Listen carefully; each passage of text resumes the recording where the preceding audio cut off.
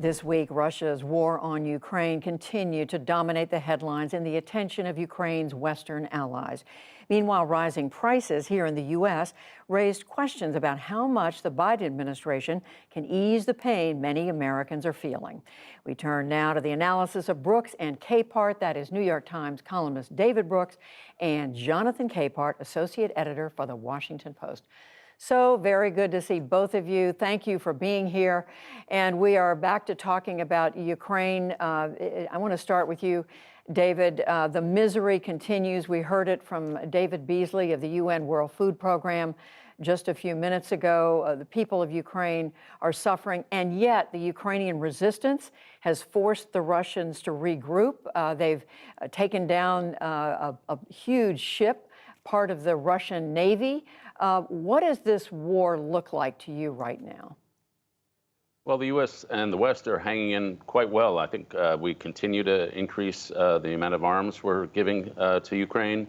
Europe, in a move that is really stunning to me, is trying to wean itself off Russian oil and natural gas. And so the alliance is held, and as anything, it's getting firmer.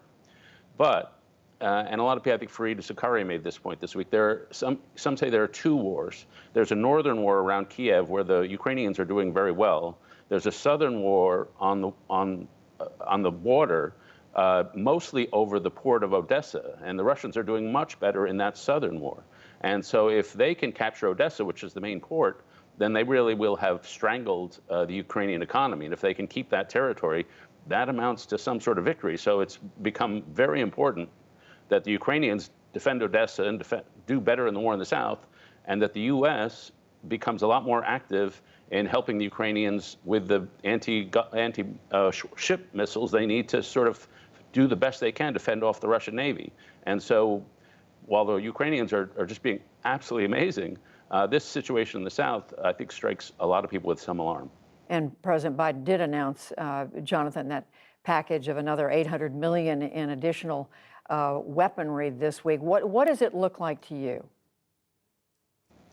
It looks like, and I agree with David, that the alliance is held strong, and I think primarily because of what the United States has been doing and President Biden has been doing, walking this very fine line between supporting President Zelensky and the Ukrainian people's effort to push back the Russians, while at the same time not having American troops, having American boots or planes come into any direct contact with the Russians. I think, we have seen on a near daily basis President Zelensky speaking to foreign parliaments and legislatures with the same plea: help us, give us weapons, give us anything and everything we need to defend our country and to push the Russians out. And I think that, the United States, while not wanting to have American boots on the ground, is doing everything else possible to make sure that the Ukrainians get the materiel and the weapon systems they need over the border. And if that means nations like Slovakia and others are sending over their weapons, the United States will backfill them. And anyone who is afraid that Putin is just going to turn around and say, United States, we're coming after you simply because you're doing this. Well, as George Will told me this morning on First Look, he said, what are we going to do? We're going to fall to the threat because we're going to make him mad. He's already mad. I think the administration is doing everything it possibly can. And David, I mean, just picking up on all of that, is it your sense that the West is prepared to hang in there indefinitely? I mean, they say they are. We talked to a Defense Department spokesman this week, John Kirby. He said, we're going to be there as long as necessary. Is that realistic? Yeah, the Chinese diplomats keep getting quoted in the press saying the Western alliance will fall apart. The West can't take the economic costs. There's really no evidence of that at all. Western Europe is not just following the U.S. They are firmly resolved. If anyway, in many important ways, they're leading the way. Look, the big picture here is that most of us have spent the last 25 years in an era of greater globalization, of greater trade across barriers, across borders, of greater exchange of ideas, greater cultural exchange, some amount of cultural convergence. That stopped about 7 or 8 years ago, and the war in Ukraine has really accelerated what you might call deglobalization, what I think of as a global culture war. where we divide at least into two economic zones, a Chinese-dominated one and a Western-dominated one. We divide into different cultural zones. Our cultural values are now diverging, not converging. The amount of trade across borders is now decreasing. Immigration is decreasing. So we're living in a world in which walls are going up and people are basically forced to pick sides. And the West is becoming closer together and the authoritarians are getting closer together. But it makes the struggle over Ukraine the first real struggle in what could be a decades-long contest between authoritarianism and the democratic West. Jonathan, what would you say to that and to this question of whether you think the West is prepared to hang in there as long as it takes? Oh, I do think the West is prepared to hang in there for as long as it takes. And I've been saying on our air pretty much from the beginning that this war, while it is Russia in a Russian invasion of Ukraine, it is a war between democracy and autocracy. And that explains why you have the Baltic states ringing the alarm on a daily basis saying, hey, you need to send in, let's have permanent bases here in the NATO bases here in the Baltics because Vladimir Putin is not going to stop in Ukraine. It explains why Sweden and Finland, which have been determinatively neutral. They didn't want to be a part of NATO, now actively talking about joining the North Atlantic Alliance. This speaks to what David was just talking about, but also how they view the situation in Ukraine in the rest of Europe. They see basically Ukraine as the canary in the coal mine. And if democracy does not win out against Russia in that campaign,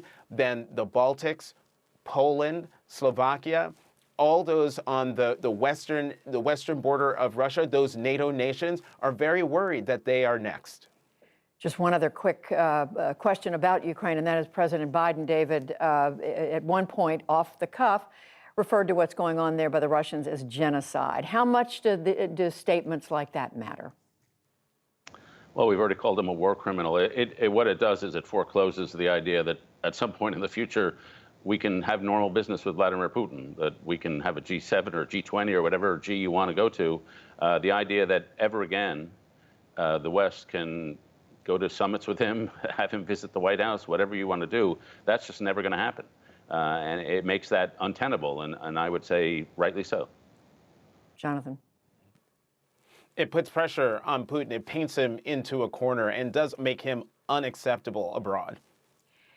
I do want to turn to two other things. One of David is the bad news we got this week on inflation, actually affirming what we've already been seeing. It's at historic highs in this country. Much of the economic picture is scary, but at the same time, we know the unemployment numbers are down. We know wages are going up. There was even a report about consumer confidence being up. What's at the core of this, and how worried should the Biden administration be? Extremely. Inflation is the #1 concern in the country right now. And even though wages are going up, real wages are going down. That is, wages after accounting for inflation. And so we've had several months now of negative real wage growth. And so that is a real problem. Now, it's true that inflation is rising everywhere in the world. Fuel everywhere in the world. Food everywhere in the world. But the U.S. inflation rate is significantly higher than in most other comparable nations. And so that has to be because of two things. The one is Federal Reserve policy, but two is our extremely expansionary fiscal policy, federal spending.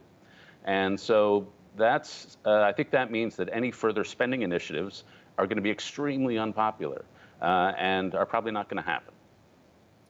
Jonathan, how big a political worry is this for the president? A huge political worry, because inflation is just one of those things in the economy that the president has zero control over. There was one bit, a faint glimmer of good news in the inflation data, even though inflation rose year over year in March by 8.5%. The glimmer of hope in that data is that in the month-to-month inflation increase was less than in previous times, and I think that is giving hope, at least to some economists and certainly some in the Biden administration, that maybe the March numbers are the beginning of it's the plateau, that these inflation numbers are coming down. But the longer it takes for those inflation numbers to come down, Judy, the more worrisome it's going to be for the administration. They're going into a midterm election year, the Democratic Party, where historically they are set to lose the House. Their hold on the Senate is tenuous, and high inflation numbers on top of high gas prices, high grocery bills is just going to make a very restive and anxious populace that much more angry and looking for someone to blame. Just a glimmer in those inflation numbers, and I mentioned there was a consumer survey that showed confidence going up in a way that the economists hadn't expected. But I do want to reserve the last minute and a half or so, David, for the report we just heard from Jeff Bennett on Jared Kushner getting this massive investment from the Saudi Crown Prince, Mohammed bin Salman. I mean, what lines are there? What lines should there be for this kind of thing to be going on? Well, to me, the mind-boggling thing is Jared Kushner is not a private equity guy. He's a commercial real estate guy. And to suddenly open up a private equity firm, these are different enterprises. It's like me doing surgery. Like, no, you just can't switch. And the fact that the Saudis would invest, it's clear political sort of mafioso behavior that you help me, I help you, maybe down the road you help me. It's just classic mafia-like corruption. And, there's not much more to be said except for it's shameless. Jonathan? It sounds to me like it is MBS giving basically a payoff to his buddy Jared Kushner, who protected the Saudi weapons sales that Congress was trying to rescind after evidence came forward that MBS ordered the killing of Jamal Khashoggi, who was a global opinions columnist for the Washington Post. And for a senior American United States official to do that is unconscionable. And yet it happened. There are no rules. I mean, David and Jonathan, I mean, there are no there are no legal limits to doing something like this, are there, David? No, we used to think people were restrained by common decency, but that dream went away a long time ago. All right, we are going to leave it there. David Brooks, Jonathan Capehart, thank you both. Thanks, Judy.